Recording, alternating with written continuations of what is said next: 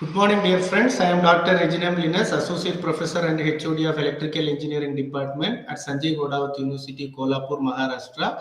In this last lecture, under this electromagnetic theory series, we come to know how one can convert a Cartesian coordinate system to cylindrical coordinate system, and by we have visualized how that z variable is constant in Cartesian coordinate as well as cylindrical coordinate, and what are the other variable r and phi are contributing in this cylindrical coordinate system, right? So in this lecture, so we are going to convert. There is Cartesian coordinate has separate unit vectors I, j, k. In this cylindrical coordinate system has separate unit vector based on the variables u r, phi and z. That may be u r, u phi, u z. So how one can convert unit vector I, j, k into Cartesian coordinate system. Similarly, the variables in the Cartesian coordinate system, how one can convert it into cylindrical coordinate system and vice versa. In this lecture, I am going to explain how the unit vectors are in Cartesian coordinate system, I, j, k are converting to cylindrical coordinate system, u r, u phi, u z. So for that, let me share my screen.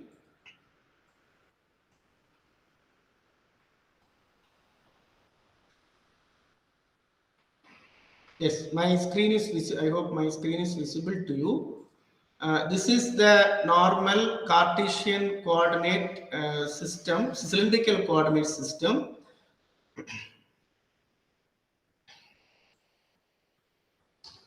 This is cylindrical coordinate system. In the cylindrical coordinate system, already we know this Cartesian coordinate system. Let me revise little bit. This Cartesian coordinate system, we have x-axis, y-axis, z-axis. So unit vector along the x-axis is I vector. Unit vector along the y-axis is j vector. Unit vector along the z-axis is k vector. You already know unit vector of I, magnitude of unit vectors ij equal to magnitude of k equal to 1. Magnitude of all the unit vectors will be 1. Now we have x, y, z axis. What is that? I vector, and maybe this is j vector and this is the k vector. Now we have represented this point here. This point is x, y, z. We are going to convert this point into r, phi, z. The reason is the variables in Cartesian coordinates, cylindrical coordinate system, radius, the angle of inclination, and the z. Right? If you take this point, if I draw the line straight, if I draw the line here, if you make this,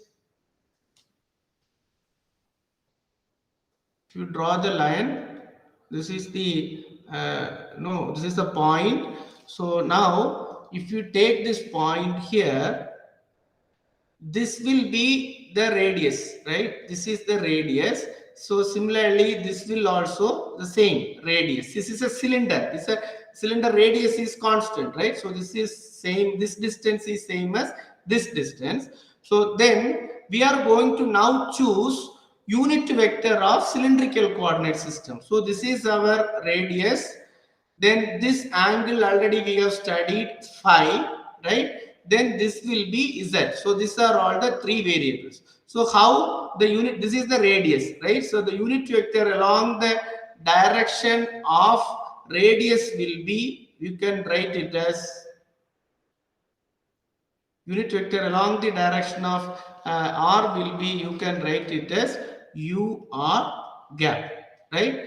Then unit vector along the phi. So phi we are taking from here, from the x-axis. This is phi, not this direction, and the opposite direction. So this will be phi. So now phi is moving tangentially with this circle, right? So this will be our unit vector along phi axis, u phi. Then another one, unit vector along z axis will be this one, height. This will be k vector. Since both are same, this k vector and this k vector is same, this is height is this place. So one is along the direction of r, One is along the direction of the tangential component of the radius of the cylinder, and another one is along this point towards the z-axis, right? So this is the k. So now this is the point. We should understand how one can convert I, J, K unit vectors in Cartesian coordinate system to unit vectors of cylindrical coordinate system U R, U phi, U Z. So this what U phi, U Z. U Z is normally we know both the cases are same, so that I am taking it as K vector. K is same, therefore K. So how one can convert? So this is what we are going to do today. For that, let me take, since this radius is same as this radius, this z is also same, I no need to worry about this three dimensional, only I have to take it this two dimensional, to xy plane. Let me draw the base of the cylinder once again, so that you can easily understand and convert that that variables to cylindrical coordinate system. Now this is our y axis, right? So then this is our y axis, then this is our x axis, then this is the radius r. So now this unit vector along this direction will be ur vector, then unit vector along this tangential component will be u phi vector, then z is same, so I am omitting this. Now this angle already we have represented it as phi. So now we are converting all the variable into u or u phi, I and j into u or u phi. For that, let me draw one line like this. Then draw the line parallel to x-axis also. So if you take this is like one triangle, right? So this is like one triangle. So this is towards x-axis, this is towards y-axis, this is the triangle. Therefore, if this angle is phi, automatically this angle will be phi, right? So now our this portion will be here phi. Now you can draw once again. This is our UR gap. Then this is the phi. And we don't know what is this adjacent opposite side and adjacent side. So I am taking it as y1, and this is I am taking it as x1. So now we can write unit vector UR gap is equal to x1 plus y1, right? Unit, since hypotenuse is equal to adjacent sides plus uh, adjacent side in this form of vector. In this form of vector, how I can write x1 plus y1. x1 along the direction of I cap, since along the direction of x-axis, y1 along the direction of y-axis. Therefore, I can write it as j cap. So x1 in the I cap plus y1 in the j cap, right? First, we should understand how we will substitute x1 and y1. For that, the same triangle, if you write it sine phi, what is sine phi? Opposite side by hypotenuse. Hypotenuse is ur. Hypotenuse is ur. Opposite side is what? Y1. Therefore, we can write y1 divided by determinant of ur vector. Determinant of ur vector. So already we know magnitude of unit vector is 1. Therefore, we can write y1 equal to sine phi.